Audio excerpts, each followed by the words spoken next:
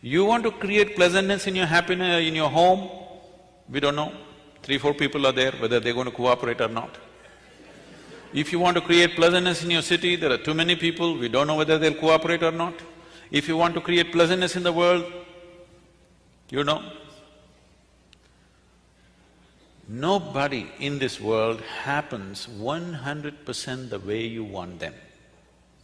Did your parents happen 100% the way you want them?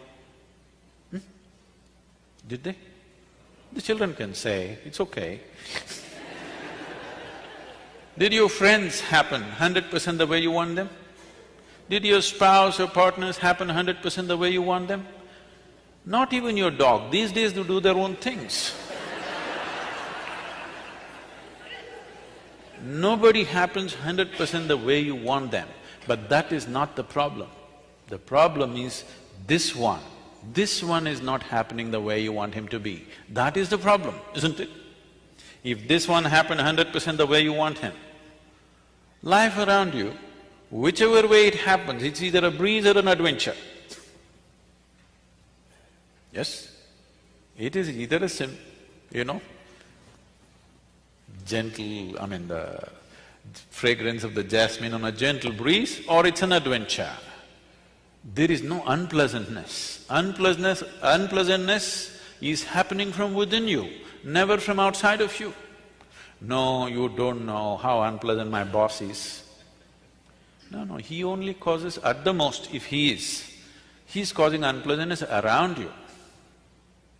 He cannot cause unpleasantness within you, isn't it? This is your work. This is completely your work, isn't it? Why would anybody cause unpleasantness to himself? Simply because we have chosen to live unconsciously, just as a compulsive reaction to everything that's happening around us. For solutions, we are looking into books, we are looking into all kinds of things. We are always looking elsewhere, never inward. This happened. We are from Tennessee. In Tennessee, every family with some kind of tradition has their own leather-bound, large-sized Bible of their own. They're very proud of this. It's so large, you can barely open it, at least children cannot. One day a boy, 12 years of age, who was studying in a boarding school elsewhere, came home and he found this huge book sitting there and he opened it. A few pages he opened, a leaf which had been there in the book for a long time, it was dry, it flew out and fell down. Then he called out loudly, "Mama, come and see what I found." She said, "What is it that you have found?" "Mama, come and see, please come and see what I have found." She said, "Come, tell me, what have you found?" He said, "I think I found Adam's underwear."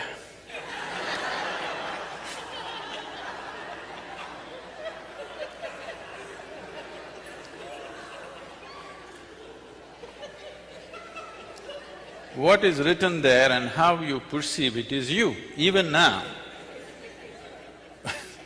Even now, how you experience every situation is you. What is happening around you and how you experience is essentially you. What is written there and what you make out of it is essentially you. Just see, in the name of caste, creed, religion, race, nationalities, how much of a mess we have created on the planet. I'm sure every one of these things initially started with the greatest intention of human well-being, definitely. But just see what a mess we are. Simply because you can find an Adam's underwear in a book, you don't know what you will pick up. So, there is a way where there is no room for misinterpretation. That way is to turn inward, not to seek solutions outward. For outward things, you can seek outward solutions. For inner things, you seek inner solutions. Turning inward, what does it mean?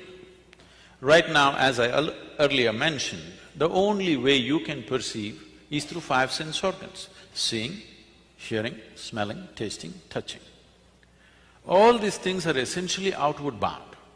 See, you can see what's around you. You cannot roll your eyeballs inward and scan yourself. You can hear this, but so much activity in this body, you cannot hear that. If an ant crawls upon this hand, you can feel it. So much blood flowing, you cannot feel it. In the very nature of things, sense organs are outward bound, but everything that you experience is happening from within. This is the fundamental human predicament. Only if you turn inward, then you are into what you're referring to as India studies. Otherwise, India is a glorious chaos. Lot of Indians miss it. Too much order in America. Once in a way they have to go out and get lost and have a diarrhea at least. Yes or no? If not enlightenment, at least a diarrhea. You must eat the street food and something must happen. No, it need not be like that. It is just that it's very organic. It is always depending upon touching the inner genius within every human being. It is not depending upon the organization of the outside, which can be very chaotic. For a person who's been born and brought up in Western societies, India could be bewildering and scary. But you will see, Indian people are so much at home with the chaos because it's so organic. Everything is happening because of the human being. If one human being stops being human for a moment, everything collapses. So you can't afford to be mechanical about your life. You have to be conscious, otherwise you cannot manage even simple things in home. Initially, this was created consciously. Over a period of time, other things have happened, unfortunately. Now, this whole process of looking inward, what does it mean? Can I tell you my own story? It's okay with you? You're becoming very serious, it scares me. Shankaran Pillai came to United States. He had an international driving license. So he decided to take his car, his son-in-law's car, out for a spin. He's a good driver. If you have driven in India, you better be a good driver, otherwise you're a dead driver. So, very confidently he was driving. Then his wife called up on the phone and said, "Are you on I-75?" He said, "Yeah." "Just watch out, the traffic news is saying there is a man driving at full speed in the opposite direction." He said, "What the hell, one man, hundreds of people are driving in the opposite direction."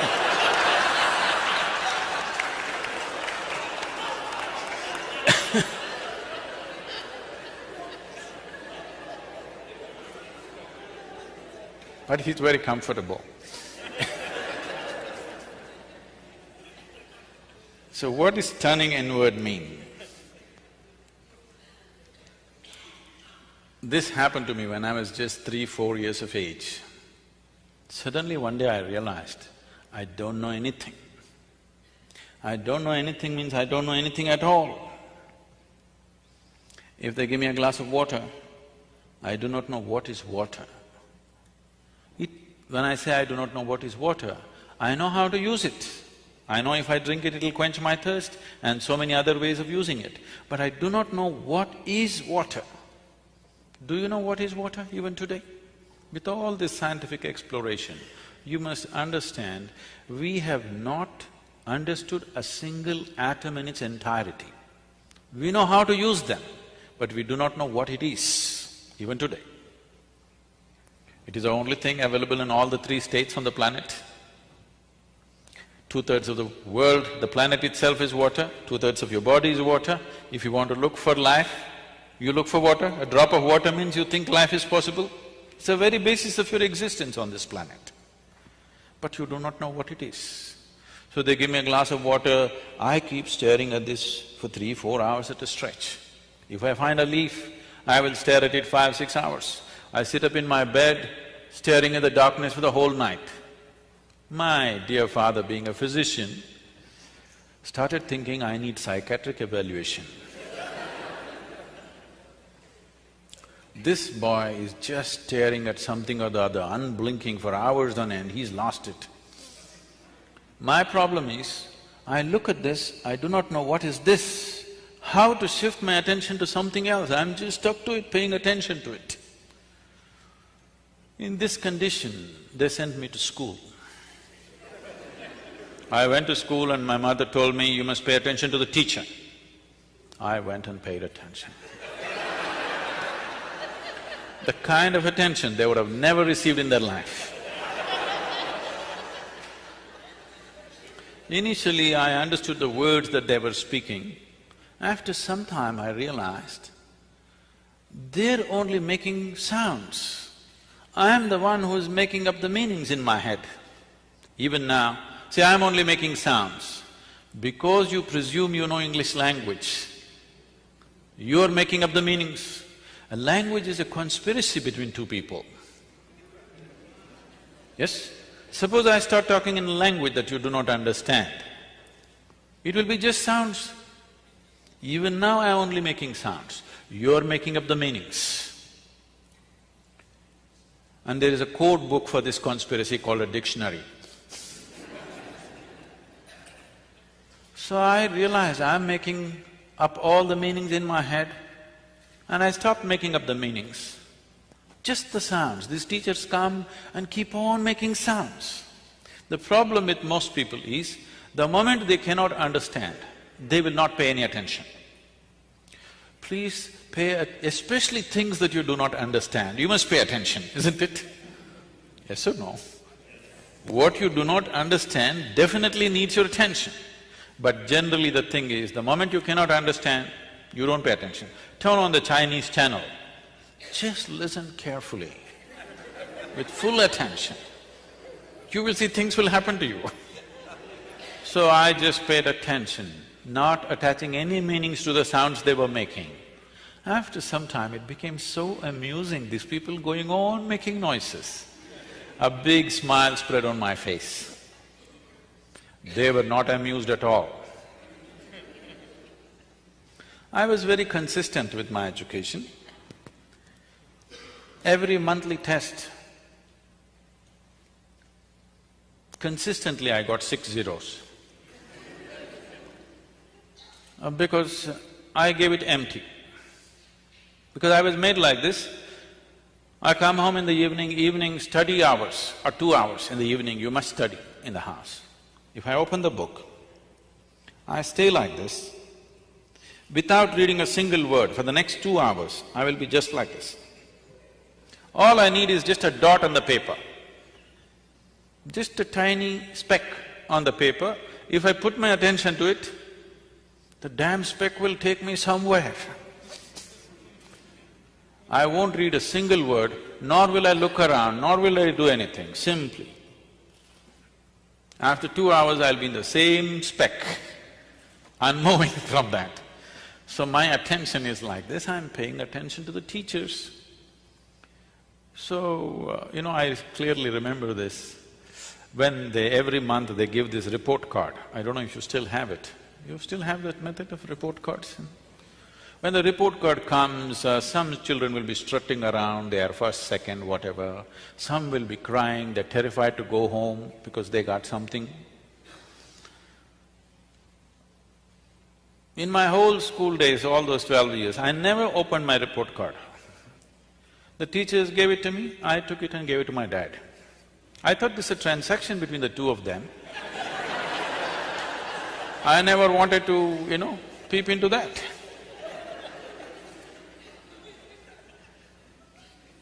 And I never was retained in any class, I always went on.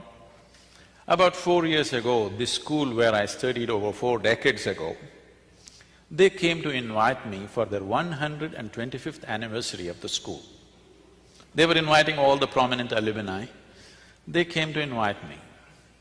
I said, see, please, why me? I was not just a not good student, I was not even a student. Don't take me back to the school.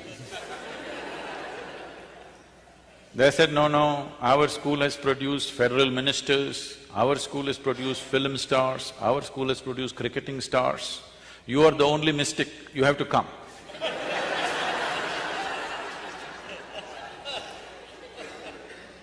I said, okay.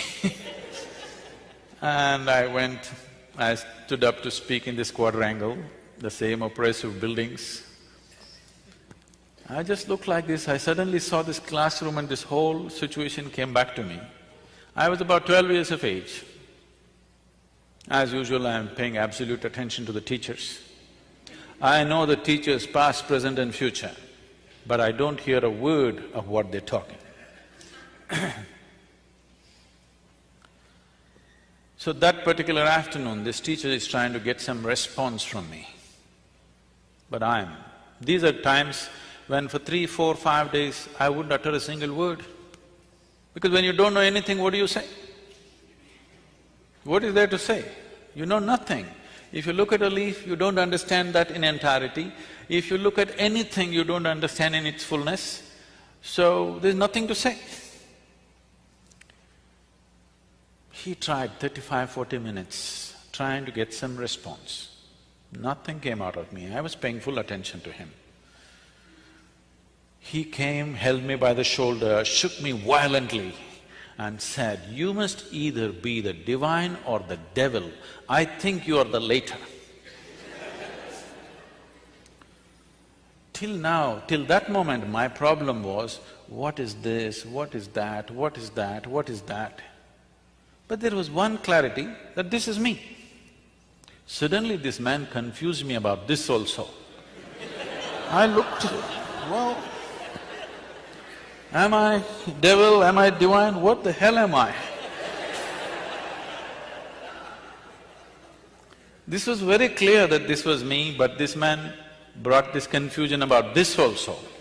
I tried to stare at myself, it didn't work, so I closed my eyes and sat. Initially hours, then it went into days. Once I closed my eyes and sat, I thought, in my experience, I felt it's about 25–30 minutes. When I opened my eyes, a whole crowd of people around me, garlands around my neck, people are trying to pull my feet, you know, pulling legs is a part of Indian tradition. And somebody wants to know about his business, somebody wants to know when his daughters will get married. I said, how the hell did these people manifest here? Where did they come from? Big crowd. They said, you've been sitting here for 13 days. In my experience, I just sat there for 25–30 minutes. I closed my eyes and I opened my eyes, a big crowd. Why I'm telling you this is, life is in many more ways than the way you understand and experience life through the 5 senses. The 5 sense organs are enough for your survival. If you want to just survive, these 5 things are fine. But if you want to know life, these 5 sense organs are not good enough, because this gives you only a comparative perspective of everything. What you know by comparison, see, you know light only because you know darkness, isn't it? The nature of sense organs is such, if you see this part of my hand, you cannot see the other part of my hand.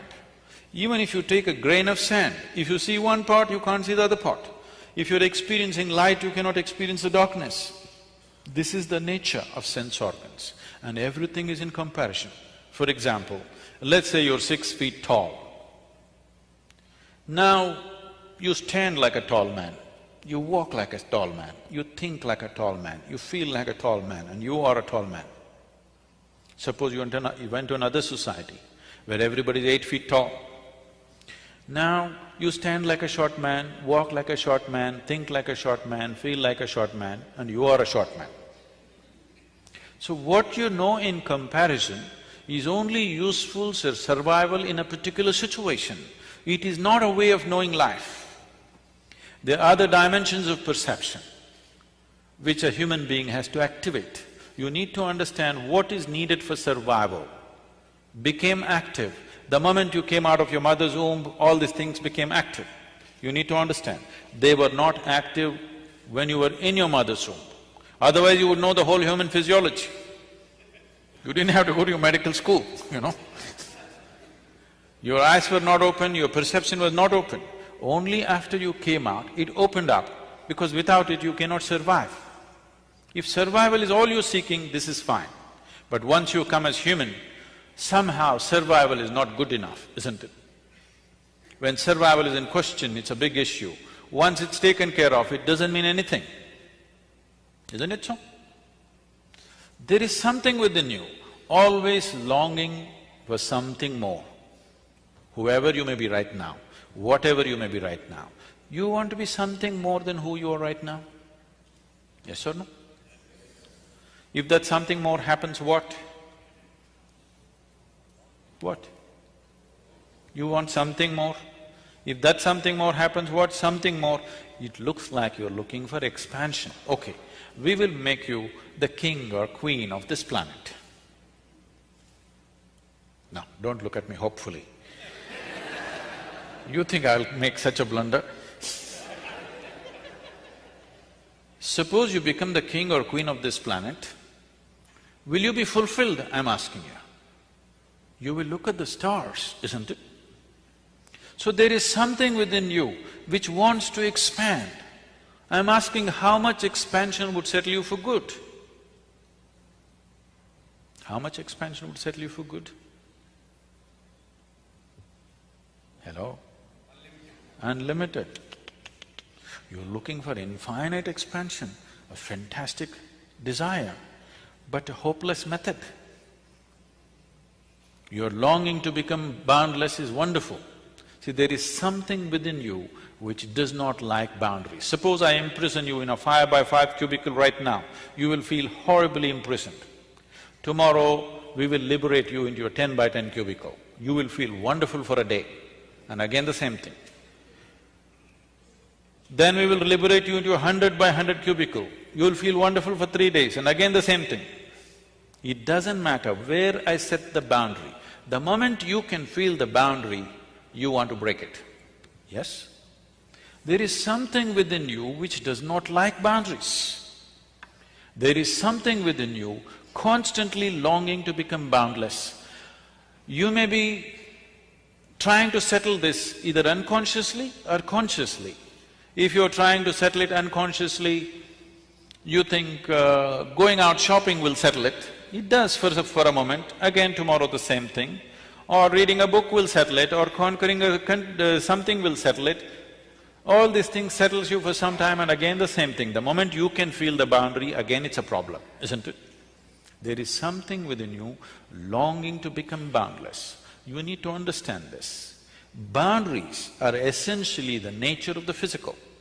The physical exists in this universe, the physical exists in creation only because of defined boundaries. I can call this a physical body only because there is a defined boundary. If I take away the boundaries of this body, could you call this physical? If it is all over the place, would it be physical? Only because it stays within a defined boundary, it's physical. So boundary is the nature of physical existence. There is something within you longing to go beyond all boundaries. So if you touch a dimension within you, which is not physical in nature, only then this will settle. Is there such a thing? Well, let's understand this. When you were born, your body was only this much, now it's become this much. How did it happen? What? How did it happen? The food that you've eaten, isn't it? The food that you've eaten. So what you call as my body is a heap of food, actually, or it's a piece of this planet. Physical is something that you gathered over a period of time, yes? Physical is an accumulation. What you accumulate, at the most, you can claim it is mine. It cannot be you, isn't it? It can be yours, it can never ever be you. It can be mine, it can never ever be me, isn't it? What you gather can belong to you, cannot become you. But right now, you are so identified with things that you have gathered, not only in the body, in the mind. Your mind is a heap of impressions that you have gathered. Your mind is a gathering, your body is a gathering. Both are accumulations. Between these two things, where are you? A dimension beyond the physical, which is the basis of all this. If you eat a piece of bread, it transforms it into such a fantastic machine that we call as human mechanism. This human body is the most sophisticated technology on the planet. Do you agree with me? The iPhone users, I'm asking you. Because I see you so deeply engrossed in it, you seem to think it's more than the eye. Now, this is the highest level of technology found on the planet. Everything else is a small imitation of this, isn't it? And with what are you manufacturing this? With a piece of bread, with a carrot, with an apple, with whatever you eat. Just about anything that you eat, even if you eat the so-called junk food, even that is becoming wonderful technology. So there is an intelligence here, there is a competence here, which is capable of transforming a piece of bread into such a highly sophisticated machine. If only if you had access to this intelligence consciously, you would live your life magically, not miserably for sure. So how often do you touch this? Every human being touches it at some moment in his life. If you can consciously touch it, definitely you would stay in touch with it, isn't it? If you accidentally touch it, then it happens accidentally. Most beautiful moments in people's lives, unfortunately, are generally accidental. People come and tell me, Sadhguru, I met such a wonderful person. I say, stop. Why are you not that wonderful person? Why is it that you're meeting such wonderful people? If you are feeling absolutely wonderful, anything that you look at looks wonderful, isn't it? Yes or no? Have you noticed this? When you're happy, you appreciate everything. When you're miserable, everything is… the whole creation is a rubbish. Yes or no? So this possibility is not in the Himalayan cave. This possibility is not geographically located in India. This possibility is here with every one of us. Whether we turn inward or we squander our life outward, that's all the choice you have. Because the experience of life, the quality of your life is right now determined not by what kind of clothes you wear, what kind of car you parked outside, what kind of home you live in.